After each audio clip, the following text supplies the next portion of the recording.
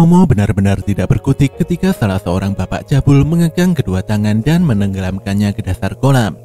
Walau kepalanya pusing, namun Momo berhasil melepaskan kekuatan espernya hingga membuat kepala patung ular di kolam hancur serta menabrak kepala si bapak cabul itu dengan sangat keras. Tidak berhenti di situ, patung ular tersebut meledak dan memuntahkan semburan air panas. Walau dikeroyok dan terus dikejar, namun anehnya Momo selalu mendapatkan keberuntungan yang sulit dijelaskan. Para bapak cabul tiba-tiba saja kejatuhan pagar dan dinding kayu. Momo tidak menyangka kalau pemandangan di balik pagar dari pemandian air panas ini benar-benar sangat indah. Tanpa disangka nenek Turbo malah berendam santai di dalam kolam. Dan tentu saja hal ini membuat Momo begitu kaget. Gadis itu pun bertanya bagaimana si nenek bisa berada di tempat ini. Ternyata sebelumnya nenek Turbo menguping obrolan Seiko dan dia langsung paham bahwa alamat rumah Jiji merupakan daerah pemandian air panas yang cukup terkenal. Oleh karena itulah Turbo menyelinap secara diam-diam ke dalam tasnya Momo. Terkait dengan bobroknya bangunan dalam pemandian ini, nenek Turbo sama sekali tidak peduli. Sepertinya sangat jelas kalau Momo mendapatkan keberuntungan karena kehadiran nenek Turbo. Sesaat kemudian beberapa orang dari serikat dagang datang memeriksa keadaan pemandian air panas. Mereka begitu kesal setelah menyadari bahwa kerusakan ini diakibatkan oleh bapak-bapak edan dari keluarga Kito. Jelas saja bapak-bapak cabul itu segera lari tunggang langgang. Momo yang kesal berharap serikat dagang dapat menangkapi preman-preman itu. Momo lantas berterima kasih pada nenek Turbo karena sangat membantu. Tapi si Turbo sebenarnya tidak berbuat apa-apa. Kebetulan dia hanya memiliki wadah keberuntungan saja. Di tengah jalan Momo bertanya pada Turbo mengenai kondisi rumahnya Jiji. Menurut nenek Turbo, rumahnya Jiji terlihat sangat amat buruk, di mana rumah tersebut menyerap darah manusia yang lumayan banyak. Sementara itu Jiji dan Okarun masih terlihat bingung dengan kondisi di balik tembok ruangan rahasia. Saat ini Okarun hanya bisa menyarankan pada Jiji untuk menunggu kedatangan Momo. Keduanya pun begitu kaget ketika mendengar suara bel yang menandakan adanya tamu. Jiji yang mengira bahwa itu adalah Momo langsung saja membukakan pintu. Tapi sayangnya tamu itu bukanlah Momo, melainkan para nenek-nenek aneh yang merupakan tuan tanah dari keluarga Kito. Okarun tidak mengerti dengan apa yang terjadi. Sementara Jiji hanya bisa tersenyum masam melihat tingkah para nenek yang begitu angkuh. Bagaimana tidak, para nenek menghina sambil memakan jajan milik Okarun dan Jiji. Seorang nenek yang diketahui bernama Naki bahkan lebih parah dalam menghina. Menurutnya seluruh tanah di tempat ini adalah milik keluarga Kito. Jadi semua orang yang tidak memiliki tata krama pada keluarga Kito wajib diberi pelajaran. Wanita tua itu menekankan bahwa Jiji harus memperlakukan keluarga Kito dengan baik. Apalagi keluarga Kito sudah berbaik hati dengan menggratiskan uang sewa rumah ini. Jiji hanya bisa mengangguk saja.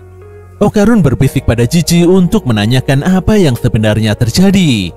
Jiji menjawab bahwa rumah ini adalah kontrakan. Jiji meminta agar sewa rumah ini digratiskan selama orang tuanya dirawat di rumah sakit. Jadi inilah alasan utama mengapa Jiji begitu nurut pada keluarga Kito. Untungnya lubang di tembok segera ditutupi dengan poster pemain bola. Jika sampai ketahuan kalau di situ ada lubang, Jiji meminta Okarun untuk pura-pura tidak tahu saja. Sesaat kemudian Naki bertanya pada Jiji mengenai kepergiannya beberapa hari yang lalu.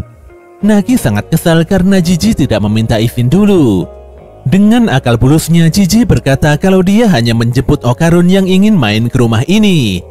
Naki memiliki firasat bahwa Jiji berusaha memanggil pengusir hantu lagi. Mendengar hal ini para nenek keluarga Kito langsung kesal dan marah. Mereka semua menegaskan bahwa di dalam rumah ini tidak mungkin ada roh hantu atau semacamnya. Jiji pun berusaha menenangkan amarah keluarga Kito, tapi Naki malah menunjukkan senjata laras panjangnya. Jelas saja Jiji panik ketika Naki mengerahkan senjata itu padanya. Pemuda itu berkata kalau senjata api tidak boleh ditodongkan sembarangan supaya tidak ditangkap polisi. Tanpa disangka seorang polisi tiba-tiba masuk ke dalam rumah ini.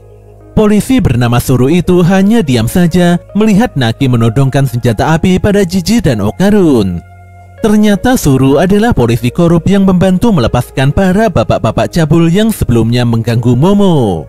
Seorang bapak bernama Juichi lantas merangkul Jiji untuk menanyakan pergi kemana saja Jiji beberapa hari ini. Jiji pun menjawab bahwa dia hanya main ke rumah teman saja. Juichi menegaskan bahwa dia tidak suka dibohongi. Lelaki itu lantas bertanya tentang Okarun. Jiji pun hanya menjawab bahwa Okarun adalah teman baik yang ingin main ke rumah ini saja. Juichi kemudian bertanya pada Okarun mengenai tim sepak bola kesukaan Jiji. Sebagai teman yang baik, Okarun seharusnya paham mengenai pertanyaan sepele ini. Kondisi ini pun membuat Jiji berkeringat dingin. Dengan begitu gugup, Okarun menjawab kalau tim kesukaan Jiji adalah Saint Germain. Untungnya Juichi percaya dengan jawaban itu. Dia pun sangat yakin kalau Okarun adalah teman baiknya Jiji. Jiji benar-benar lega karena Okarun melihat poster pemain bola kesayangannya di tembok. Tapi situasi masih tidak baik-baik saja. Apalagi si Naki mulai bertanya-tanya mengenai Momo. Jiji menyampaikan bahwa dia tidak membawa seorang gadis. Jawaban itu pun membuat Naki dan yang lainnya naik pitam. Apalagi si Jiji sudah mulai berani berbohong. Di sisi lain, Momo mengunjungi sebuah kuil yang menyembah sosok Tsuchinoko. Di situ dia pun bertemu dengan pemuda yang bernama Manjiro. Tanpa pikir panjang, Manjiro membuka pintu kuil dan menunjukkan wujud Tsuchinoko pada Momo. Momo langsung kecewa dengan penampakan Tsuchinoko di hadapannya. Manjiro menjelaskan mengenai literasi yang berkembang di tempat ini. Ada kepercayaan terhadap ular besar, di mana jika ular besar yang tinggal di gunung berapi dibiarkan lapar, maka diyakini gunung akan meletus. Pada zaman dahulu kala, orang desa sudah biasa mengirimkan tumbal seorang anak demi menahan rasa lapar ular besar. Hal inilah yang menyebabkan gunung berapi di tempat ini tidak pernah meletus dalam waktu 200 tahun. Bahkan tempat ini mendapatkan berkah berupa pemandian air panas. Parahnya, Tsuchinoko sendiri adalah cerita yang dibuat-buat agar dapat menarik para wisatawan ke tempat ini seperti si Momo. Jelas saja Momo sangat kesal dengan fakta ini. Manjiro pun memiliki tugas untuk menceritakan kebenaran ini agar kesalahan serupa tidak terulang kembali. Di sini Manjiro mendapatkan ide yang sangat cemerlang setelah menerima saran dari Momo di mana dia bisa menceritakan secara gamblang mengenai fakta ini di kanal YouTube miliknya. Setelah mengetahui informasi tentang Tsuchinoko, Momo pun memutuskan kembali ke rumahnya Jiji. Gadis itu berharap Okarun dan Jiji bisa menjadi lebih akrab dari sebelumnya. Momo pun memasuki rumah dengan begitu gembira. Namun betapa kagetnya dia setelah menemukan kedua sahabatnya tergeletak tidak berdaya di lantai. Momo juga syok melihat para bapak-bapak cabul yang pernah mengeroyoknya di pemandian air panas. Tanpa pikir panjang, gadis itu menendang dan menghajar bapak-bapak cabul dari keluarga Kito itu dengan begitu brutal. Walau sudah mengerahkan kekuatan terbaiknya, namun Momo akhirnya terkekang dan terpukul. Ketika kesadarannya menurun, tanpa diduga nenek Turbo bangun dengan penuh amarah. Jugena yang mengunci Momo nampak kaget dan terpeleset hingga kepalanya membentur meja. Nenek Turbo sangat kesal karena tidurnya terganggu. Walau bisa terlepas dari kondisi buruk, namun Momo tidak bisa bersantai-santai karena Naki Kito segera menyerangnya. Walau fisiknya kecil dan pendek, namun Naki merupakan fighter yang sangat cepat dan kuat. Wanita itu terus menyerang Momo tanpa ampun. Dia bahkan bisa menghindari berbagai serangan Momo dengan begitu enteng. Teknik Taijutsu Naki membuat tubuh Momo terpental hingga menghancurkan dinding sebelah. Dan ternyata Momo terhempas hingga menyeruak ke dalam ruangan rahasia yang sebelumnya ditemukan Jiji dan Okarun. Naki dibuat penasaran dengan kekuatan psikis Momo. Dia cukup sadar kalau Momo bukanlah pengusir hantu. Wanita itu menyimpulkan kalau kedatangan Momo hanyalah untuk menghancurkan festival yang sudah dipersiapkan keluarga Kito. Desa ini sudah dilindungi oleh keluarga Kito secara turun-temurun. Jadi si Naki tidak akan membiarkan Momo lolos begitu saja. Wanita tua itu mengungkapkan bahwa desa ini selalu aman dari erupsi karena keluarga Kito sudah memberikan tumbal pada ular besar.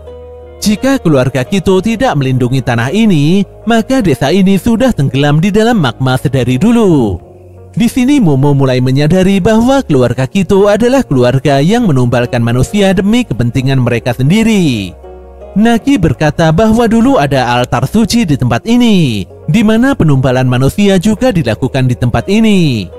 Meski fisik dan bangunan altar berubah seiring zaman, namun rumah ini tidak lain dan tidak bukan adalah altar yang dimaksud. Keluarga Kito bertugas memancing tumbal masuk ke dalam rumah serta mempersembahkannya pada si ular besar. Momo kini memahami mengapa kedua orang tuanya Jiji sampai koma. Naki pun berencana untuk menumbalkan Momo, Jiji, dan Okarun pada si ular besar. Tiba-tiba saja lantai yang dipijak Momo berubah menjadi pasir dan mulai menelan apapun di atasnya. Momo pun mengeluarkan kekuatan espernya untuk meraih dinding dan segera keluar. Walau berhasil keluar, tapi keluarga Kito segera memukul Momo hingga jatuh kembali. Tanpa diduga, Jiji dan Okarun bangkit dan berusaha mendorong Naki beserta keluarga Kito masuk ke dalam pasir dengan sebuah sofa. Ketika Okarun berusaha menyelamatkan Momo, tanpa diduga semuanya malah jatuh bersamaan dengan seluruh keluarga Kito. Seakan tidak percaya, semua orang jadi kebingungan karena di bawah altar terdapat reruntuhan bangunan kota yang aneh. Momo dan Okarun segera menolong Jiji yang sedang bertahan di sebuah atap bangunan tua. Sayangnya Jiji terjatuh dan Momo sama sekali tidak bisa meraihnya. Untungnya Jiji tidak terluka parah karena dia terjatuh di atas seonggok daging empuk. Ternyata Jiji terjatuh di atas tubuh si ular besar. Jelas saja Momo, Okarun, dan Jiji nampak begitu tegang. Parahnya, keluarga Kito tiba-tiba berpose aneh dan menjelaskan pada si ular besar bahwa mereka adalah pemujanya. Naki juga menegaskan bahwa si ular besar harus memangsa Momo, Okarun, dan Jiji serta membiarkan keluarga Kito tetap hidup. Setelah melihat sosok ular besar dengan seksama, Okarun langsung sadar bahwa sosok tersebut adalah cacing maut Mongolia. Informasi makhluk tersebut terlihat jelas di buku rahasia Uma Okarun. Ular besar merupakan cacing raksasa pemakan manusia yang konon hidup di gurun Gobi. Tapi seharusnya panjang makhluk itu hanya 1,5 hingga 2 meter saja. Tentu saja fakta itu jauh sekali dengan sosok ular besar mengerikan yang ada di tempat ini. Walau sangat kesal, namun Momo menjelaskan pada keluarga Kito bahwa mereka salah menyembah dewa. Tapi keluarga Kito tidak mau mendengarkan, dan mereka terus melakukan kegiatan ritual anehnya. Alhasil mereka semua disantap oleh si cacing raksasa. Melihat situasi yang semakin gawat, Jiji dan yang lainnya segera bersembunyi dan memasuki salah satu bangunan. Anehnya, Momo dan Okarun terlihat sangat kesakitan ketika mereka berada di dalam bangunan. Jelas saja situasi ini membuat Jiji sangat kebingungan. Sinar cacing raksasa membuat Okarun kehilangan akal dan memicu perubahan dirinya menjadi turbo. Amarahnya benar-benar tidak terkendali, dan secara perlahan dia mulai mengincar Jiji. Okarun yang kesetanan mulai menyakiti tubuhnya sendiri. Kejadian ini pun membuat Jiji tidak tinggal diam dan berusaha menghentikan tindakan gila temannya itu. Walau kepayahan, Jiji tidak pernah menyerah. Namun tindakan gila Okarun malah semakin menjadi-jadi. Dia mengambil sebuah cutter dan kembali menyerang tubuhnya. Untungnya Jiji kembali menghentikannya. Pemuda itu menyadari kalau si cacing Mongolia tidak memiliki penglihatan, dan makhluk itu sangat peka pada suara. Namun anehnya si cacing tidak bereaksi pada suara Jiji dan yang lainnya.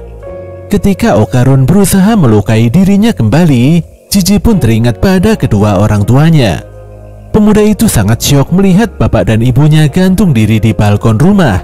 Jiji pun segera bergegas untuk menolong kedua orang tuanya. Pernyataan kedua orang tuanya sama persis dengan si Okarun, di mana mereka ingin segera mati saja. Parahnya, Momo juga mengatakan hal yang sama, sembari berusaha menghabisi nyawanya sendiri. Momo mengambil pecahan kaca tajam dan menusukkan benda tersebut ke perutnya. Untungnya kaca itu terkena wadah si nenek turbo tanpa melukai Momo. Jelas saja nenek turbo sangat kaget sekaligus kesal. Turbo lantas memerintahkan Jiji untuk mengikat Okarun dan Momo agar tidak bertindak edan lagi. Sosok kucing lucu itu berkata bahwa Okarun dan Momo telah dipengaruhi oleh kekuatan gelombang batin milik si cacing Mongolia. Tentunya gelombang itu mengakibatkan seisi rumah berusaha untuk bunuh diri. Di sini Gigi menyadari bahwa gelombang batin adalah sumber biang kerok yang menyebabkan kedua orang tuanya berlaku aneh. Pun demikian, Gigi tidak mengerti mengapa gelombang si cacing tidak memiliki dampak padanya. Pemuda itu berusaha menyelamatkan kedua temannya walau berdarah-darah. Dia menggendong Okarun dan Momo sambil berlari sekuat tenaga supaya terhindar dari serangan si cacing raksasa. Walau terjungkal hebat, tapi Gigi tetap berusaha menyadarkan teman-temannya agar tidak menyakiti diri. Namun pemuda itu saat ini tidak bisa melarikan diri lagi karena si cacing Mongolia telah menghadangnya. Ketika harapan mulai sirna, tanpa disangka di hadapan Gigi muncul sesosok hantu dengan wajah aneh. Gigi pun sepertinya mengenali sosok hantu tersebut. Detik itu juga Okarun dan Momo kembali sadar dari pengaruh cacing raksasa. Keduanya juga menyadari bahwa sosok hantu celana dalam adalah entitas yang menghilangkan pengaruh gelombang hipnotis si cacing. Nenek Turbo meminta semuanya agar tidak melihat mata si hantu. Dia menjelaskan bahwa hantu tersebut adalah Evil Eye atau si mata iblis. Tatapan Evil Eye bisa membuat seseorang gila, serta menghasut untuk melakukan bunuh diri. Kekuatan ini tak ubahnya seperti kekuatan gelombang batin milik si cacing Mongolia. Nyatanya kutukan Evil Eye dan gelombang cacing raksasa saling membatalkan satu sama lain. Memanfaatkan kesempatan yang ada, Momo meminta Okarun untuk menghabisi si cacing. Detik itu juga Okarun melesat dan menghancurkan kepala si cacing dengan sundulan mode seriusnya. Sayangnya serangan itu tidak berarti apa-apa, karena si cacing bisa menumbuhkan kepalanya kembali. Semuanya pun berlarian menghindari serangan cacing raksasa. Namun detik itu juga Gigi dipaksa melihat mata mengerikan si Evil Eye. Scene pun berpindah di masa lalu, di mana nampak seorang bocah memandangi beberapa anak seumurannya bermain di balik penjara bawah tanah. Di dalam ruangan itu, bocah tersebut menghibur dirinya dengan menirukan gerakan permainan anak-anak yang dilihatnya. Ketika malam menjelang, yang ada di pikiran bocah itu hanyalah memiliki teman yang bisa diajak bermain bersama-sama. Walau kondisinya menyedihkan, tapi bocah ini tetap tersenyum dan tidak menyalahkan nasib. Pada suatu ketika dia diikat dan dibelenggu oleh suatu sekte jahat. Ternyata bocah malang itu ditumpalkan demi menghentikan musibah letusan gunung berapi. Di akhir hayatnya, si bocah hanya berharap bisa bermain bersama teman-teman sebayanya. Bocah itu pun menjelma jadi hantu gentayangan, di mana dia bisa mengutuk dan mematikan kedua orang tua bocah yang seumuran dengannya. Hantu kecil itu tidak mengerti dengan apa yang terjadi padanya. Setiap kali dia dihadapkan pada bocah dengan kedua orang tuanya, detik itu juga kedua orang tua tersebut tewas dan menghabisi nyawanya sendiri. Alih-alih ditolong, bocah malang yang baru kehilangan kedua orang tuanya tersebut malah dijadikan tumbal oleh keluarga Kito. Rumahnya dikubur dan dia diikat erat pada sebuah kursi. Hantu kecil itu pun berusaha menyelamatkan bocah yang sudah dianggapnya teman. Namun dia tidak bisa berbuat apa-apa karena tangannya tidak bisa memegang tubuh temannya itu. Hantu kecil itu pun menangis dan mematung meratapi nasibnya. Dia benar-benar tidak bisa memaafkan tindakan buruk keluarga Kito. Saat ini Momo tengah berusaha menyelamatkan Gigi ketika pemuda tersebut hampir dirasuki Evil Eye. Anehnya si Gigi malah meminta Momo berhenti melukai Evil Eye. Dia juga berkata bahwa Evil Eye bukanlah roh jahat. Selama ini Evil Eye sudah bertarung dan menderita seorang diri. Tentu saja Momo agak kebingungan dan tidak memahami maksud Gigi. Pun demikian dia berlari mengikuti Gigi hingga ke lantai dasar demi menguak kebenaran yang terpendam selama ini. Semakin dalam mereka turun, maka semakin tua jugalah kondisi rumah yang dilalui. Sepertinya rumah-rumah di sini telah didirikan dari zaman ke zaman. Gigi pada akhirnya tiba di lantai terbawah. Di hadapannya terdapat pintu kembar besar yang sudah sangat lama sekali tidak dibuka. Gigi pun membuka pintu tersebut dengan seluruh kekuatannya. Dan benar saja, di dalamnya Gigi menemukan jasad mumifikasi Evil Eye yang terikat mengenaskan. Gigi menyadari bahwa hantu Evil Eye lah yang selama ini selalu melindunginya. Di sini Nenek Turbo memaksa agar Gigi tidak terlalu mendekati jasad Evil Eye.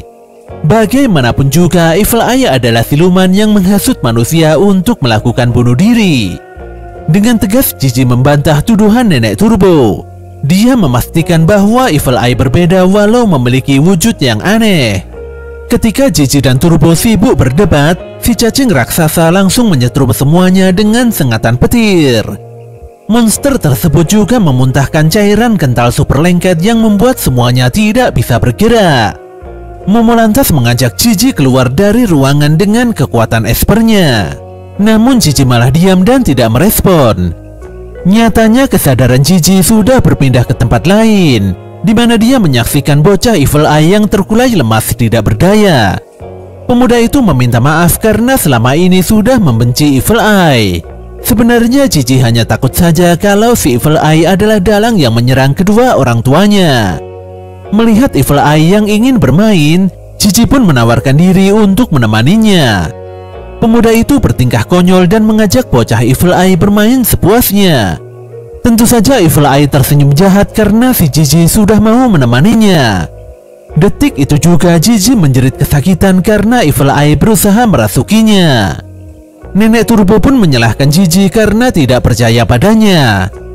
Sedetik kemudian Gigi dan Momo kembali disetrum oleh si cacing raksasa. Ketika si cacing hendak menyantap Momo, tanpa disangka Gigi melesat dan memukul si cacing dengan sangat keras. Gigi lantas menendang kepala si cacing hingga lepas dari tempatnya. Disinilah tubuh Gigi telah dikuasai sepenuhnya oleh Evil Eye. Kesadaran Gigi menghilang, dan parahnya si Evil Eye akan menghukum seluruh manusia yang sudah membuatnya sengsara. Tanpa pikir panjang, Evil Eye langsung menendang Momo dengan begitu keras. Untungnya Momo segera mengaktifkan bariernya untuk melindungi efek tendangan mengerikan Evil Eye. Momo berharap Gigi bisa sadar dan kembali pada dirinya sendiri. Sementara si Nenek Turbo marah-marah dan tidak terima karena Evil Eye menyebutnya sebagai cecunguk manusia. Evil Eye memiliki dendam kesumat yang begitu tinggi pada manusia. Begitu juga dengan roh para hantu yang sebelumnya terbunuh di dalam rumah terkutuk ini. Evil Eye lantas mengumpulkan kekuatan para roh penghuni rumah dan membuatnya menjadi bola. Dia lantas menendang bola tersebut berkali-kali hingga menjebol dan menghantam keras tubuh si cacing raksasa. Si cacing pun tidak berkutik dan tidak memiliki kesempatan untuk membalas. Tubuh besarnya mulai hancur, dan setelahnya dia memilih kabur bersembunyi di dalam tanah. Momo hanya bisa berharap agar Gigi kembali seperti sedia kala. Namun Nenek Turbo berkata kalau hal tersebut agaknya sulit diwujudkan. Turbo pun mengingatkan Momo bahwa Gigi adalah sosok yang sangat jenius. Fakta itu sudah berulang kali disinggung dan disampaikan oleh Seiko di rumahnya. Bagaimanapun juga, sangat jarang sekali ada orang yang memiliki kekuatan roh seperti Gigi. Ditambah lagi fisik Gigi sangatlah kuat. Jadi sudah sangat jelas alasan Evil Eye mengincar tubuh Gigi untuk dijadikan wadahnya. Nenek Turbo juga mengakui kalau Gigi memang jenius. Jika bisa memilih, dia ingin merasuki Gigi saja daripada Okarun. Walau saat masih SD kelakuan Gigi terlihat normal, namun bangkitnya kekuatan roh seseorang tidaklah pasti. Buktinya Momo juga baru bisa menggunakan kekuatan espernya belakangan ini. Di sini Nenek Turbo memperingatkan Momo agar lebih berhati-hati. Apalagi Evil Eye sama sekali tidak berpihak pada mereka. Sesaat kemudian Evil Eye melontarkan tendangan bola roh ke arah Momo. Dengan kekuatan penuh Momo berusaha menahan serangan tersebut. Saat fokus menahan serangan, tiba-tiba saja Evil Eye bergerak dan memukul Momo dengan kuat. Jelas saja Momo terhempas dengan begitu parah. Momo pun nampak pasrah ketika Evil Eye kembali melontarkan tendangan bola roh ke arahnya. Untungnya detik itu juga Okarun tiba-tiba muncul dan menahan tendangan Evil Eye dengan kaki kecilnya. Kemunculan Okarun membuat Momo benar-benar lega. Tapi saat ini Okarun terlihat sangat amat marah, apalagi setelah dia melihat Evil Eye tega menyakiti Momo. Okarun langsung terjungkal setelah beradu tendangan bola roh dengan si Evil Eye. Evil Eye terus memojokkan Okarun dengan terjangan bola rohnya. Untungnya si Okarun mampu menghindar sekaligus menyelamatkan Momo. Evil Eye tidak mengerti mengapa Okarun menyelamatkan Momo. Sebagai siluman harusnya Okarun lebih berpihak pada Evil Eye. Walau sangat kesal, tapi Okarun lebih memilih mundur sembari mengatur strategi. Dengan bantuan Momo, Okarun berlari kencang menaiki tangga demi tangga hingga bangunan teratas. Sementara itu Evil Eye terus melesatkan bola-bola rohnya tanpa jeda. Walau Okarun dan Momo berhasil menghindari serangan Evil Eye, namun situasi masih belum benar-benar aman. Okarun yang sudah kembali ke bentuk normalnya berkata bahwa saat ini cacing maut Mongolia bersembunyi di dalam tanah sambil melepaskan racun mematikan di udara. Oleh karena itulah mereka harus segera pergi dari tempat terkutuk ini. Namun demikian rasanya sangat sulit sekali untuk keluar dari tempat ini. Tentu saja karena jalan keluarnya sangat tinggi sekali. Ketika Momo bertanya tentang kelemahan cacing raksasa, Okarun pun menjawab kalau kelemahan si cacing adalah cahaya matahari. Momo kebingungan karena sinar mentari tidak mungkin masuk ke tempat ini. Di sini Okarun memastikan bahwa dia bisa mengusahakan Momo keluar dari tempat ini. Walau Momo menolak rencana itu, tapi Okarun menegaskan bahwa sudah tidak ada cara lain dan tidak ada waktu lagi. Jika Momo berhasil keluar, Okarun berharap Momo segera menariknya dan mencari bala bantuan. Terkait dengan Jiji, Okarun memastikan bahwa dia akan membereskannya. Momo pun pada akhirnya menyetujui rencana Okarun. Okarun lantas berubah menjadi mode yokai dan menyiapkan sebuah sofa untuk dinaiki Momo. Dia akan menendang sofa itu dengan sekuat tenaga agar Momo bisa melesat tinggi ke udara. Setelahnya Momo harus menggunakan kekuatan espernya demi menjangkau jalan keluar. Momo pun benar-benar melesat tinggi ke udara, dan ketika sofa berhenti dia langsung menggunakan kekuatan espernya untuk menjangkau jalan keluar. Usahanya pun berhasil dan gadis itu bisa kembali ke permukaan. Walau sangat senang, namun Okarun tidak bisa bersantai-santai karena Evil Eye telah menemukannya. Dengan sangat serius, Evil Eye akan menumpas Okarun terlebih dahulu. Tanpa berlama-lama, Momo segera mencari tambang untuk menyelamatkan Okarun. Ketika tidak ada tambang, Momo segera merobek gorden dan menyambungnya menjadi tali yang panjang. Sayangnya tali itu ternyata pendek dan tidak mungkin menjangkau Okarun. Walau mulai putus asa, namun Momo berusaha menenangkan diri sembari berpikir taktis. Gadis itu mengingat tentang cacing tanah yang dilihatnya dulu bersama Jiji. Dia pun mendapatkan ide untuk membakar rumah dengan buku-buku yang tercecer di lantai. Tak selang beberapa lama, rumah Jiji pun dilalap si jago merah. Momo berteriak lantang untuk memanggil bantuan, dan untungnya bantuan langsung datang sesuai dengan rencananya. Saat ini Okarun terlibat dalam pertarungan serius melawan Evil Eye. Okarun terus berlari sembari menghindari bola roh yang diarahkan Evil Eye padanya. Ketika ada kesempatan, Okarun segera melesatkan serangan untuk menghentikan Evil Eye. Namun fisik Evil Eye sangat kuat dan tidak sebadan dengan Okarun. Serangan bola roh Evil Eye dapat memantul di dinding-dinding bangunan, dan tentu saja hal ini sangatlah merepotkan bagi Okarun. Setelah melesatkan serangan jarak jauh, Evil Eye juga melepaskan pukulan jarak dekat yang berbahaya. Alhasil Okarun pun terkena serangan telak. Untungnya dia masih sempat menghindari serangan mematikan Evil Eye. Okarun nampak ngos-ngosan, sementara Evil Eye seperti tengah pemanasan saja.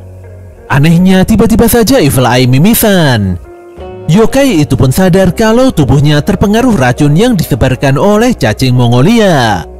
Kini Evil Eye mulai serius, dan dia segera mengunci Okarun di dalam sebuah rumah terkutuk yang terbuat dari bola roh. Okarun benar-benar tidak bisa bergerak apalagi menghancurkan rumah terkutuk itu. Dengan santainya Evil Eye memasuki rumah dan menghajar Okarun. Rumah yang sempit membuat Okarun tidak bisa bergerak apalagi menghindari serangan Evil Eye. Okarun pun dibantai habis-habisan hingga berdarah-darah. Ketika Evil Eye koar-koar kalau dia akan menyakiti Momo, di sini Okarun segera membekap mulut si Evil Eye. Okarun sangat marah karena Evil Eye telah melakukan 3 hal yang sebenarnya tidak boleh dilakukan. Yang pertama, Evil Eye sudah menyakiti Momo. Kemudian yang kedua, Evil Eye sudah melukai Jiji. Jiji tidak mungkin berani menyakiti Momo. Dengan sangat geram, Okarun memaksa Evil Eye untuk mengembalikan Jiji seperti sedia kala. Evil Eye pun menepis tangan Okarun dan kembali melesatkan pukulannya. Tapi Okarun bisa menghindar dan melesatkan pukulan serangan balik yang sangat keras. Dia juga mengeluarkan mode seriusnya dan menghempaskan Evil Eye ke atas rumah serta memukulinya dengan begitu kuat.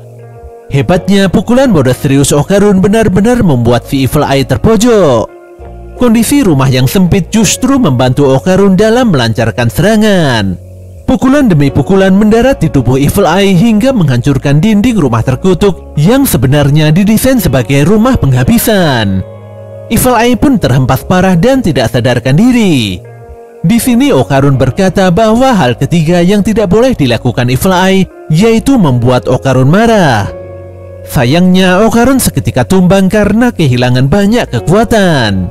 Dia pun berharap agar Momo segera kembali untuk menolongnya. Sesaat kemudian Okarun menyadari bahwa saat ini bukanlah waktu yang tepat untuk bersantai-santai. Dia pun segera bangkit dan menyeret tubuh Evil Eye mendekati lantai teratas. Ketika sibuk menyeret Evil Eye, Okarun mendengar jeritan dan umpatan aneh di lantai dasar. Ternyata suara itu berasal dari nenek Turbo yang masih terjebak lendir cacing Mongolia. Turbo mengumpat dan benar-benar kesal dengan cacing Mongolia. Walau sudah berusaha melepaskan diri, sayangnya lendir itu sangat kuat hingga si Turbo mulai pasrah menerima nasibnya. Pun demikian, dia tidak mau selamanya terjebak di tempat ini. Dia pun mulai berteriak meminta tolong untuk diselamatkan.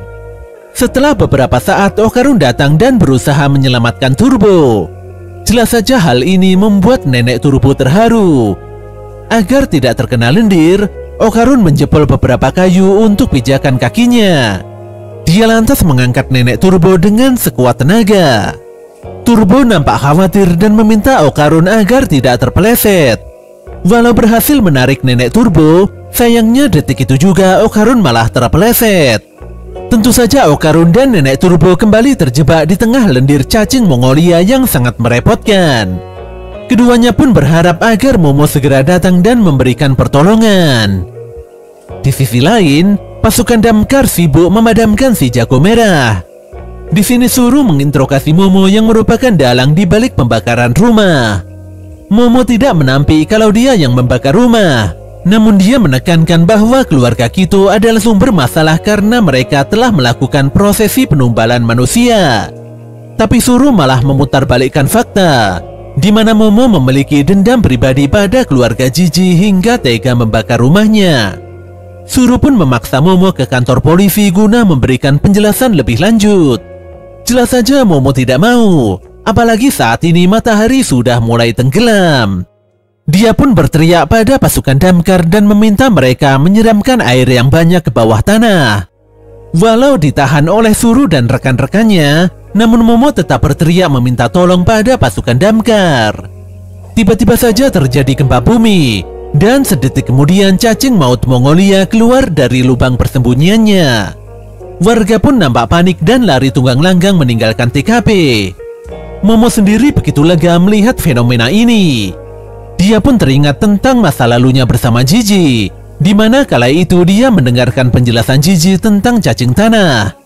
Jiji menjelaskan pada Momo bahwa cacing akan keluar dari tanah dalam keadaan tertentu.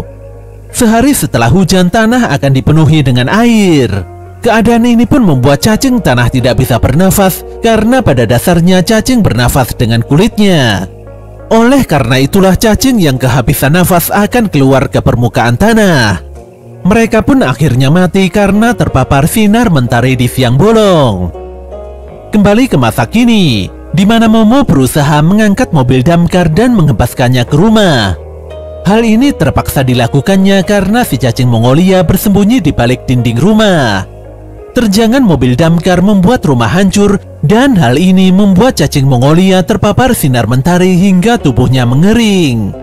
Kali ini monster tersebut benar-benar dikalahkan dan mati. Selain itu, si cacing juga memuntahkan keluarga Kito dari dalam perutnya. Alih-alih berterima kasih karena sudah diselamatkan, Naki dan keluarganya malah membentak Momo karena mematikan cacing Mongolia. Momo yang kesal lantas pergi karena tidak mau lagi berurusan dengan keluarga Kito. Namun detik itu juga hal aneh terjadi, di mana gempa bumi kembali muncul dengan getaran yang sangat hebat. Di sini Naki Kito kembali menyalahkan Momo atas kematian sesembahannya. Sedetik kemudian gunung berapi meletus, disertai erupsi asap hitam yang membumbung tinggi di langit. Sirine nampak menyala di mana-mana. Speaker memberitahukan bahwa kondisi saat ini benar-benar sangat genting. Gunung berapi sedang mengalami erupsi. Melalui pengeras suara, pemerintah daerah meminta warga yang terdampak erupsi agar segera mengungsi ke tempat yang aman. Tentu saja para penduduk segera bergerak untuk menyelamatkan diri. Naki kembali memojokkan dan menyalahkan Momo. Dia terus berkata bahwa ular besarlah yang selalu melindungi tanah ini dari letusan gunung berapi. Sementara itu Momo hanya diam saja sembari berpikir bagaimana bisa gunung ini meletus. Dia pun meyakini bahwa cerita buatan mengenai legenda ular besar adalah hoax dan tidak benar. Gadis itu menyadari bahwa geyser atau ledakan air panas di pemandian waktu itu adalah salah satu tanda bahwa gunung berapi akan meletus. Sebenarnya orang zaman dulu sudah mengetahui hal ini, dan oleh sebab itulah muncul beberapa cerita legenda yang aneh. Parahnya, orang yang hilang akal karena ketakutan lebih memilih untuk melakukan penumbalan manusia. Fakta ini sudah sesuai seperti yang dijelaskan oleh Manjiro. Momo lantas mengangkat jasad cacing Mongolia dan melemparkannya menuruni bukit. Jelas saja tindakan ini membuat Naki dan keluarga Kito meradang. Naki tidak terima jika Momo melakukan hal buruk pada jasad monster pujaannya itu. Tapi Momo tidak peduli dengan omongan si Naki. Gadis itu memilih kabur sambil membawa jasad cacing Mongolia. Dia benar-benar malas berdebat dengan keluarga Kito. Sesaat kemudian Momo tiba di pemandian air panas. Tanpa banyak bicara, gadis itu menancapkan ekor cacing Mongolia pada geyser air panas yang terus menyembur. Jika magma gunung berapi melahap desa ini, maka legenda ular besar akan benar-benar terjadi. Tentu saja Momo tidak akan membiarkan legenda busuk itu menjadi kenyataan. Tubuh cacing Mongolia terhubung dari ekor hingga mulutnya. Dan benar saja, mulut cacing Mongolia bisa menyemburkan air panas geyser yang dikombinasikan dengan lendir pekatnya. Disinilah Momo berjuang sekuat tenaga untuk mematikan magma panas yang mulai membakar hutan. Gadis itu pun berhasil menghentikan serangan magma gunung berapi dengan kombinasi geyser panas serta lendir cacing maut Mongolia. Namun sayangnya kebakaran hutan sudah sangat parah dan jangkauannya begitu luas. Ketika Momo sibuk menghentikan bencana magma, parahnya Naki dan keluarganya datang untuk menyerang Momo. Naki sangat keras kepala dan tidak mau mendengarkan penjelasan Momo. Lagi-lagi dia ingin menjadikan Momo tumbal manusia demi menghentikan amarah gunung berapi. Ketika seluruh keluarga Kito mulai menyerang, tanpa disangka Manjiro datang dan membantu Momo. Manjiro tidak menyangka kalau Momo adalah cucu dari gurunya. Ternyata guru yang dimaksud si Manjiro adalah Seiko Ayase. Dia pun meminta maaf karena sebelumnya tidak menyadari akan hal ini. Seminggu yang lalu Seiko menelpon Manjiro. Wanita itu berkata kalau ada 3 anak muda yang bakal pergi ke tempatnya Manjiro. Manjiro pun diminta untuk mengawasi ketiga pemuda tersebut. Pada dasarnya Naki Kito memang tidak menyukai Manjiro. Ketika menyadari kalau Manjiro telah berkomplot dengan Momo, wanita tua itu pun benar-benar sangat geram. Untungnya si Manjiro ahli dalam berduel. Manjiro pun meminta Momo fokus memadamkan api, sementara dia sendiri akan menahan serangan keluarga Kito. Ketika Momo kembali memadamkan api, tiba-tiba saja Evil Eye datang dengan serangan bola rohnya. Serangan Evil Eye membuat jasad cacing maut Mongolia terkoyak. Kondisi ini pun membuat Momo kesulitan mengendalikan jasad cacing tersebut.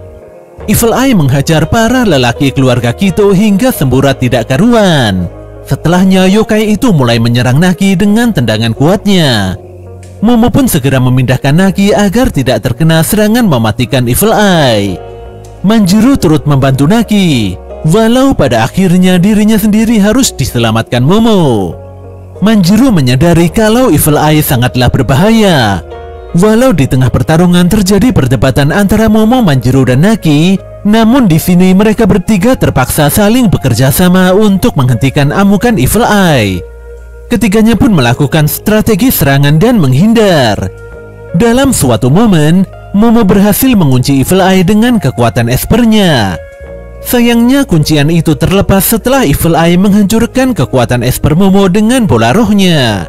Manjiro pun terpukul sangat parah. Kondisi juga semakin runyam karena Momo tidak bisa mengeluarkan kekuatan espernya. Ketika Evil Eye hendak menendang Momo, detik itu juga Pinny tiba-tiba muncul dan memukul mundur Evil Eye. Kedatangan Pinny membuat Momo sangat terkejut. Sedetik kemudian muncul cahaya menyilaukan dari langit. Ternyata cahaya itu berasal dari pesawatnya Pinny yang saat ini dikendalikan oleh putranya yaitu Chiquitita. Di balik cahaya terang itu terlihat sosok Taro dan Seiko. Mereka akan turun tangan dalam membantu membereskan Evil Eye. Seiko meminta Manjiro untuk merapalkan sebuah mantra, sementara Taro harus bergerak sesuai dengan aba-aba Seiko. Seiko lantas terjun dan menyerang Evil Eye bersama si Pinny. Pinny menjadi bulan-bulanan, sementara Seiko lebih lincah dan berhasil menghindari seluruh serangan Evil Eye. Neneknya Momo itu pun berhasil mendaratkan satu pukulan keras di wajah Evil Eye. Pun demikian, serangan tersebut tidak membuat Evil Eye bergeming. Keduanya pun terlibat dalam baku hantam super keras. Ketika timingnya sudah benar-benar pas, Seiko meminta Taro untuk berlari kencang. Tentu saja Taro langsung bersiap dan melesat secepat kilat mendekati Seiko dan Evil Eye. Secara refleks Evil Eye memukul Taro hingga tubuh manekin organ manusia itu hancur berkeping-keping. Nyatanya tindakan Taro itu sudah sesuai rencana, di mana di balik tubuh manekin itu tersimpan banyak sekali kertas mantra. Bersamaan dengan itu, rapalan mantra Manjiro membuat serpihan tubuh Taro membungkus erat tubuh Evil Eye secara penuh. Evil Eye yang terlambat menyadari serangan itu tidak bisa berbuat banyak dan terkunci di dalam tubuhnya Taro. Seiko lantas memastikan bahwa prosesi penangkapan Evil Eye telah berjalan dengan sempurna. Saat ini proses pemadaman hutan terasa begitu mudah berkat bantuan Chiquitita serta pesawat luar angkasa Pinny. Seiko lantas memarahi Manjiro yang tidak bisa mengkondisikan situasi hingga jadi seruat ini. Namun setelahnya Seiko malah memuji Manjiro karena pemuda tersebut pintar bersilat lidah dan sigap menangani masalah. Di sini Seiko dan yang lainnya nampak kebingungan mencari-cari posisi Momo. Ternyata Momo berlari sekuat tenaga menuju rumahnya Jiji yang diikuti oleh Pinny. Momo benar-benar tidak tenang karena telah membiarkan Okarun menunggu terlalu lama di bawah tanah. Sambil berlari, Momo mengerahkan kekuatan espernya untuk menyingkirkan banyak reruntuhan bangunan. Sayangnya kekuatan esper Momo tidak bisa keluar akibat pertarungan sengit sebelumnya. Untungnya Pinny segera tanggap dan langsung menggasak bongkahan bangunan rumah dengan tinju kerasnya. Parahnya ruangan besar di bawah tanah sudah dipenuhi oleh lumpur magma super panas. Pemandangan mengerikan ini pun membuat Momo terdiam dan matanya berkaca-kaca. Di sini Momo mengingat tentang semua kebaikan Okarun. Dia benar-benar tidak ingin semuanya berakhir seperti ini. Dengan lantang gadis itu meminta pada Chiquitita untuk mengarahkan lendir cacing Mongolia ke magma di bawahnya. Momo berencana masuk ke dalam magma untuk menolong Okarun. Walau Pinny memperingatkan bahwa tindakan ini sangat berbahaya, tapi Momo tidak peduli dan ngotot semaunya sendiri. Jelas saja Pinny segera menghentikan tindakan ngawur Momo.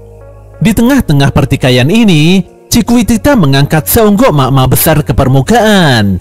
Dia lantas melumuri magma tersebut dengan lendir cacing Mongolia. Tanpa banyak bicara, Momo segera membuka onggokan magma itu walau tangannya kepanasan. Dan di dalamnya dia menemukan Okarun dan Nenek Turbo yang tengah berpelukan menahan panasnya magma. Melihat kondisi Okarun yang masih baik-baik saja, Momo pun terharu hingga meneteskan air matanya. Sementara itu si Nenek Turbo terbangun sambil mengumpat keras karena lambatnya proses penyelamatan.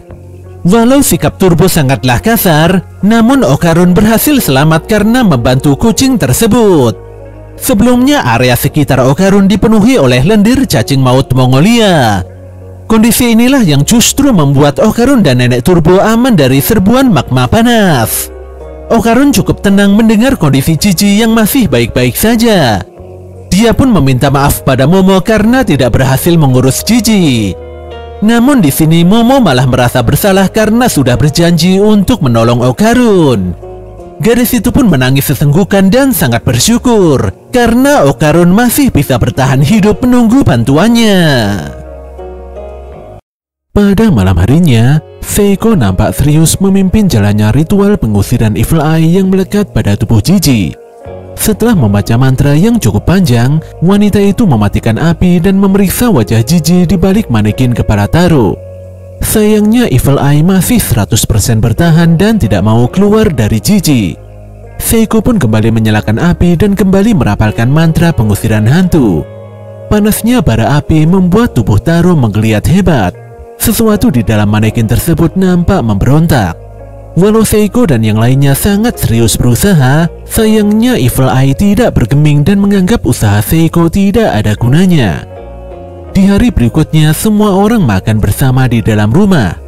Suasana nampak cukup hangat, walau di dalamnya diwarnai perdebatan sengit antara Momo dan Aira. Aira sangat kesal karena tidak diajak ke rumah Jiji. Gadis itu juga marah-marah melihat Pini Winnie masih berada di bumi.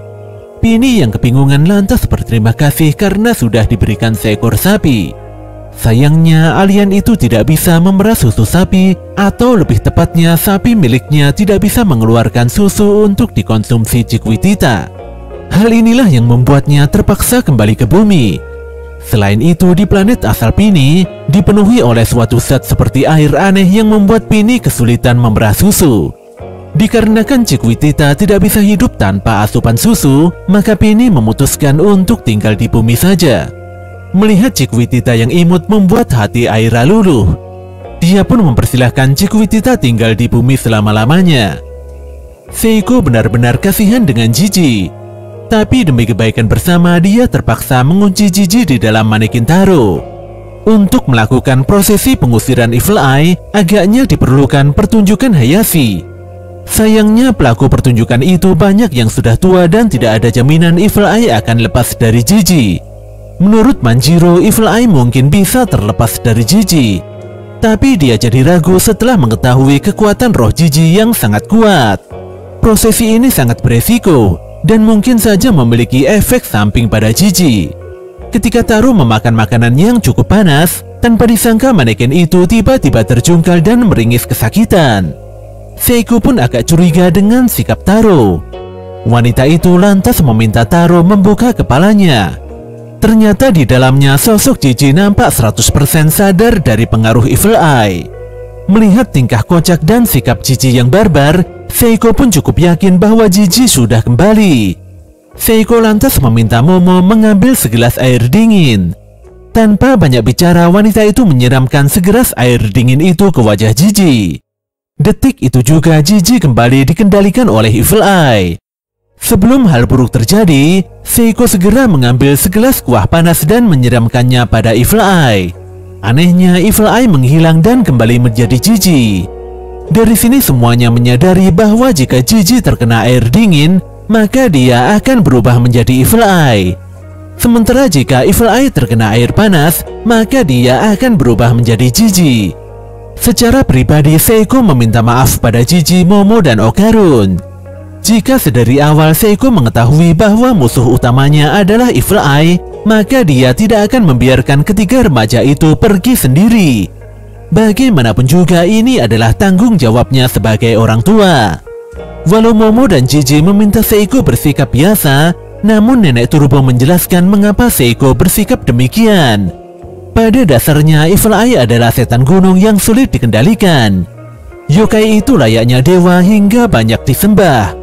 Jika Evil Eye merasuki tubuh manusia biasa, maka manusia tersebut bisa saja gila, sel tubuhnya rusak dan setelahnya tewas.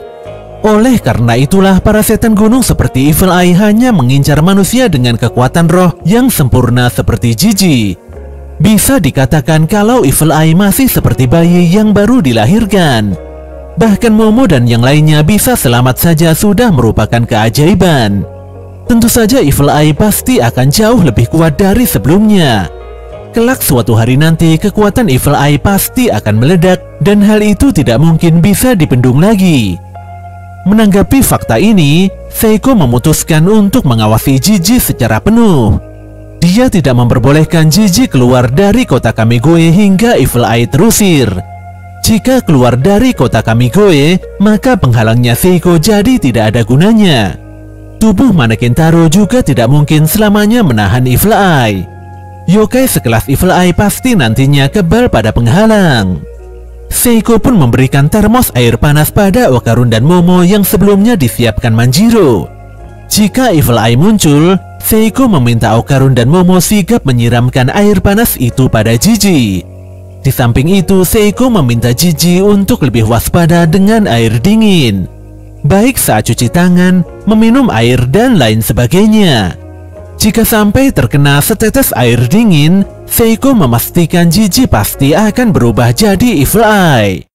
Mengingat betapa kerasnya pertarungan sebelumnya, Okarun dan Momo tidak ingin bertarung lagi melawan Evil Eye.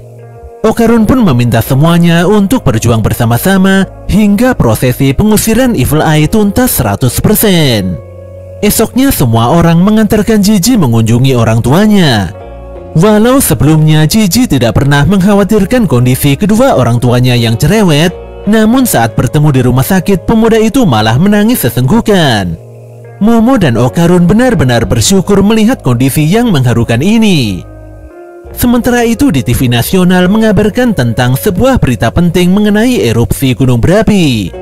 Untungnya tidak ada korban jiwa dalam insiden letusan itu. Pengamatan di cuaca juga memastikan bahwa kebakaran hutan sudah mereda. Pun demikian, siaga level 4 tetap diberlakukan. Penyiar berita di TV lantas mengabarkan bahwa Juichi Kito dan 9 orang lainnya ditangkap atas tuduhan pembunuhan dan penyekapan. Sementara itu Naki Kito yang merupakan tersangka utamanya malah kabur dan masih jadi buronan polisi. Saat ini di tengah hutan, para polisi sibuk mencari keberadaan Naki. Wanita tua itu pun meringis dan sangat kesal dengan kondisinya yang buruk. Sambil mengumpat keras, wanita itu berlarian kabur agar tidak tertangkap polisi. Setelah berlari cukup jauh, Naki menyayangkan kematian ular besarnya. Bagaimana tidak? Naki dan keluarganya sudah susah payah memelihara makhluk itu selama 200 tahun. Wanita itu kembali mengumpat sejadi-jadinya. Parahnya, dia menjepol rambut dan merobek mukanya sendiri. Ternyata di balik wujud Naki terdapat sosok alien yang mengerikan. Amarah alien itu meledak-ledak dan dia benar-benar dendam pada Momo Ayase. Pada esok paginya, Momo menyapa Okarun untuk berangkat ke sekolah bersama-sama. Ketika Okarun menanyakan kabar Jiji, Momo langsung menghela nafas panjang. Kondisi Jiji tidak ada perubahan. Ditambah lagi Evil Eye mulai kebal dengan mantra penghalang. Prosesi pengusiran jadi terasa sulit karena membutuhkan pertunjukan Hayashi.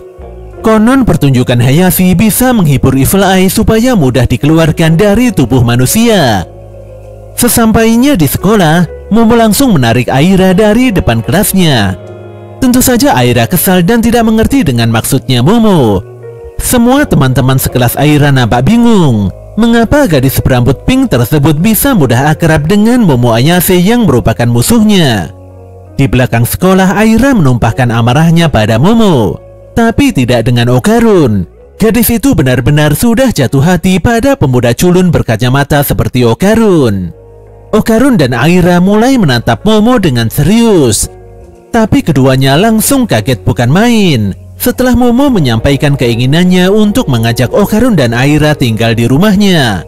Bukan tanpa alasan, jika Jiji berubah menjadi Evil Eye, maka kehadiran Okarun dan Aira pasti sangat membantu. Walau di rumah ada Seiko dan Manjiro, tapi tetap saja Jiji harus diawasi 24 jam. Intinya Momo hanya ingin agar semuanya bersiaga demi mengawasi Jiji. Melihat reaksi Okarun dan Aira yang gak jelas, Momo pun jadi tidak berharap banyak. Tapi detik itu juga, Okarun dan Aira menegaskan bahwa mereka siap dan bersedia menginap di rumahnya Momo. Sore itu Jiji nampak kebingungan melihat manekin Taro lepas dari tangannya. Seiko lantas memeriksa bagian tubuh Taro yang lepas itu. Setelah dicek, ternyata kertas penghalang sudah mencapai batas dan hangus. Seiko meminta Taro untuk melepaskan diri dari Jiji. Tentu saja momen ini sangat dinantikan Taro. Walau sangat lega bisa melepaskan diri dari Jiji, namun manekin itu kebingungan menyatukan kepalanya kembali. Dikarenakan sudah tidak ada penghalang, Seiko kembali mengingatkan Jiji agar lebih berhati-hati dengan air dingin. Sesaat kemudian Momo dan Okarun pulang ke rumah. Aira juga nampak menyusul dengan membawa barang sekoper penuh. Seiko pun memerintahkan semuanya untuk membawa termos berisikan air panas. Tentu saja itu untuk berjaga-jaga jika saja Jiji berubah menjadi Evil Eye. Malam itu semuanya kembali makan bersama. Namun kali ini Momo dan Aira bisa berdamai dan lebih akrab dari sebelumnya. Sementara itu Jiji selalu bersikap hangat dan ingin mengajak Okarun bermain game sepak bola. Di tengah kegiatan makan, Seiko meminta Okarun untuk mengambilkan kecap soyu di sebelahnya. Okarun pun tanpa sengaja meneteskan kecap soyu itu hingga mengenai tangan Jiji. Parahnya, hanya dengan satu tetesan kecap soyu, Jiji langsung berubah jadi Evil Eye. Tanpa basa-basi, Evil Eye yang sangat marah langsung menghempaskan meja dan meledakkan seisi rumah. Evil Eye menghajar semua orang dengan amarah membara. Namun dengan sigap Momo segera mengunci dan menyiramkan segelas air panas pada yokai tersebut. Setelah Evil Eye berubah menjadi Jiji, pemuda itu pun benar-benar meminta maaf karena sudah membuat rumah Seiko hancur berantakan.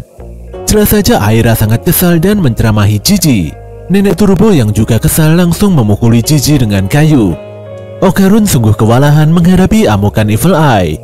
Namun dia tidak terluka dan meminta Jiji agar tidak memikirkan hal ini. Okarun sadar bahwa Evil Eye saat ini semakin kuat dari sebelumnya. Momo pun meminta saran Seiko untuk mengatasi kondisi ini. Bagaimanapun juga sangat sulit bagi Jiji untuk berhati-hati dalam segala situasi. Seiko benar-benar memahami kondisi Jiji. Jika tidak segera ditangani, mungkin besok rumah ini akan rata karena amukan Evil Eye. Sedetik kemudian muncul 4 orang rocker yang ingin bertanya sesuatu pada semua orang. Namun sebelum tanya, mereka langsung diusir oleh Seiko. Anehnya mereka menurut saja dan kembali pulang. Pertikaian Momo dan Aira tiba-tiba meledak begitu saja. Namun di tengah pertikaian tersebut, 4 rocker tadi tiba-tiba kembali dan bertanya di mana rumahnya Seiko Ayase. Ternyata mereka adalah grup band rocker Hayashi yang sebelumnya diundang secara khusus oleh Seiko untuk melakukan pengusiran Evil Eye. Tentu saja semua orang kaget dan kebingungan mendengarkan informasi ini.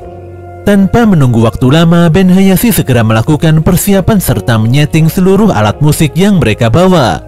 Momo dan yang lainnya benar-benar bersemangat untuk melihat performa Hayashi. Seiko lantas menjelaskan bahwa band Hayashi bukanlah pembasmi hantu. Mereka bahkan tidak peka pada yokai dan sejenisnya. Namun pertunjukan mereka bukanlah kaleng-kaleng. Bahkan kekuatan suara mereka bisa terdengar hingga dunia lain. Dengan penuh semangat, sang vokalis Hayashi meminta semua penonton yang sebenarnya hanya beberapa orang itu agar lebih ceria. Awalnya Aira hanya diam saja. Namun ketika band tersebut memulai intro musiknya, gadis berambut pink itu tanpa sadar ikut bersorak dan menganggukkan kepala mengikuti irama.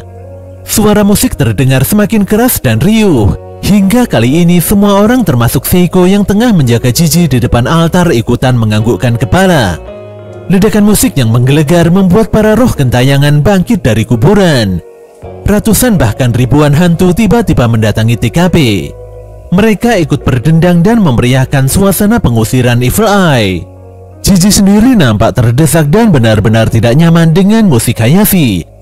Tapi band Hayashi terus melanjutkan performnya tanpa memperdulikan kondisi sekitarnya. Mereka memainkan musik dan terus bernyanyi hingga membuat Evil Eye menangis. Tubuh Jiji tiba-tiba terangkat seiring dengan ledakan musik di sekelilingnya. Nampaknya Evil Eye di dalam Jiji memberontak dan berharap ritual pengusiran dihentikan. Seiko pun meminta Momo untuk menahan tubuh Jiji supaya tidak memberontak. Ketika Momo mengekang Jiji dengan kekuatan espernya, gadis itu mendengarkan jeritan hati Jiji yang meminta agar Evil Eye tidak dilenyapkan. Selain itu, Momo juga melihat kilasan masa lalu Evil Eye dan keinginan terdalam Gigi. Bagaimanapun juga, Gigi sudah berjanji untuk bermain dengan Evil Eye. Hantu itu sebenarnya hanya ingin bermain dengan orang lain. Walau sedari dulu sudah dikurung, tapi Evil Eye kecil tetap berlatih menari dengan harapan bahwa suatu hari nanti dia bisa bermain dengan anak sebayanya. Kondisi dan takdir Evil Eye yang menyedihkan membuat Gigi menangis dan benar-benar merasa kasihan. Untuk mempertahankan Evil Eye, Gigi bersumpah akan lebih berhati-hati supaya tidak terkena air dingin. Sambil menangis, pemuda itu berteriak dan memohon agar semuanya tidak menghabisi Evil Eye.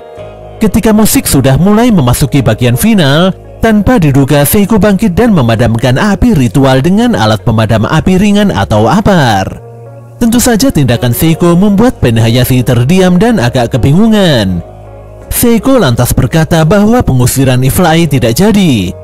Selain itu, dia akan menjadikan Evil Eye sebagai bagian dari keluarganya. Wanita itu lantas meminta maaf pada Hayashi atas permintaan egoisnya. Dia juga mempersilahkan Hayashi untuk kembali pulang. Pernyataan Seiko membuat semua orang kaget. Tapi mau bagaimana lagi? Di sini Seiko hanya ingin menuruti keinginan terdalam Gigi saja. Tapi di balik itu sebenarnya Seiko menyukai tekad Gigi yang sangat kuat. Aira tidak mau dan menolak keras jika harus menjadi pengawasnya Gigi selama 24 jam. Tapi berbeda dengan Okarun, di mana pemuda itu akan berlatih semaksimal mungkin agar bisa menahan Evil Eye dengan kekuatannya sendiri. Aira mempertanyakan maksud pernyataan Okarun.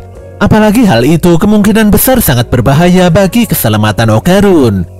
Okarun lantas menjawab bahwa dia melakukan hal ini hanya semata-mata karena Gigi adalah sahabat baiknya.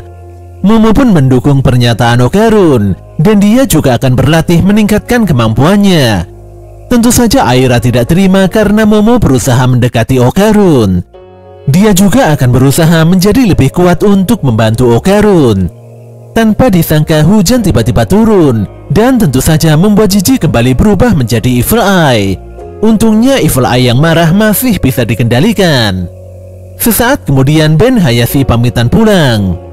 Sang vokalis lantas memberikan sebuah kartu nama pada Seiko. Mereka siap kembali jika Seiko memerlukan bantuan. Pasca amukan Evil Eye, kondisi rumah terlihat masih berantakan. Agar tidak terlalu dingin, dinding yang rusak hanya bisa ditutupi dengan kardus. Di dalam rumah, Seiko mengajari Gigi teknik dalam mengendalikan kekuatan rohnya. Tidak hanya Seiko, Momo juga memberikan contoh teknik pengendalian supaya Gigi lebih mudah dalam berlatih. Gigi pun teringat kalau Momo dulu sering berpose aneh dengan telunjuk di kepalanya. Ternyata pose itulah yang bisa membuat Momo mengeluarkan kekuatan spiritualnya. Seiko memastikan bahwa kebiasaan tersebut bisa membuat Gigi menguasai kekuatan roh. Bagaimanapun juga, kekuatan roh Gigi kuatnya bukan main. Jika Gigi mampu menguasainya, bisa jadi kekuatan Evil Eye mampu ditahan dengan sempurna. Malam itu Gigi terbangun dari tidurnya dan segera pergi ke toilet. Okarun lantas mengikuti dan membantu Gigi menyiapkan air hangat untuk cuci tangan. Ketika kembali ke kamar, Okarun nampak membetulkan kardus yang lepas agar bisa menutup kembali. Pemuda berkacamata itu tidak memperbolehkan Gigi mendekat karena khawatir ada embun yang menempel. Gigi pun tidak enak hati dan meminta maaf pada Okarun. Tapi Okarun tidak mengapa, apalagi semua orang di tempat ini saling membantu satu sama lain. Okarun pun berkisah bahwa dulu saat dirinya dikutuk oleh nenek Turbo, dia juga sangat merepotkan Seiko dan Momo. Walau keadaannya mengenaskan, tapi Momo dan neneknya itu selalu merawat Okarun dengan sepenuh hati. Sebenarnya Okarun ingin sekali mengganti biaya uang seragam yang rusak kala itu. Dia pun bekerja sebagai loper koran dan segera membawa uang gajinya pada Seiko. Tapi Seiko malah memarahinya. Jika Okarun merasa berhutang budi, Seiko hanya meminta agar Okarun bisa membantu orang lain yang memerlukan bantuan atau kesusahan. Jawaban singkat Seiko membuat Okarun benar-benar terdiam. Pemuda itu pun ingin sekali memiliki sifat baik seperti Seiko. Gigi sendiri menilai bahwa Seiko merupakan sosok yang sangat keren. Ketika pagi tiba, semuanya nampak makan bersama-sama.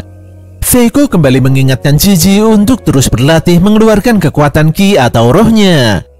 Sementara Momo dan Aira malah bertengkar lagi karena masalah sepele. Di sekolah, Momo memutuskan untuk bekerja saja demi bisa merenovasi rumah neneknya. Miko dan Muko pun berpikir kalau Momo sebenarnya ingin membeli HP. Tapi Momo menepis hal itu. Saat ini yang lebih penting adalah memperbaiki rumah supaya tidak dingin dan nyaman ditempati. Muko pun memberikan informasi bahwa rekannya yang bernama Ririna tengah mencari orang untuk kerja sambilan. Ketika mendengar Ririna bekerja di restoran, Momo pun berkata pada Muko bahwa dia menginginkan pekerjaan itu. Miko tidak yakin Momo bakal betah bekerja, apalagi Momo sering bertengkar dan susah mengendalikan diri. Tapi Momo memastikan bahwa dia sudah dewasa dan siap bekerja di bawah tekanan. Sepulang sekolah, Miko dan Muko mendatangi kelasnya Okarun. Mereka berkata agar Okarun bisa pulang duluan karena Momo mendapatkan pekerjaan sambilan. Okarun pun mengerti dan tidak masalah dengan hal itu. Tapi pemuda itu kaget bukan main karena Miko dan Muko malah memaksanya untuk kencan bertiga.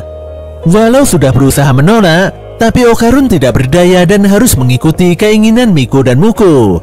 Kedua gadis itu pun menyeret Okarun hingga tiba di sebuah distrik hiburan.